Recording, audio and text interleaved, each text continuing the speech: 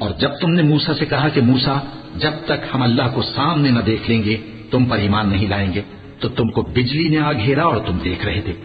फिर मौत आ जाने के बाद हमने तुमको अस्सर नौ जिंदा कर दिया ताकि एहसान मानो, और हमने बादल का तुम पर साया किए रखा और तुम्हारे लिए मन और सलवा उतारते रहे कि जो पाकीज़ा चीजें हमने तुमको अता फरमाई हैं उनको खाओ पियो, मगर तुम्हारे बुजुर्गों ने उन नेमतों की कुछ कदर न जानी और वो हमारा कुछ नहीं बिगाड़ते थे बल्कि अपना ही नुकसान करते थे। और जब हमने उनसे कहा कि उस गांव में दाखिल हो जाओ और उसमें जहां से चाहो खूब खाओ पियो, और देखना दरवाजे में दाखिल होना सजदा करते हुए और हित्तुन कहना, हम तुम्हारे गुनाह मुआफ कर देंगे और नेकी करने वालों को और ज्यादा देंगे।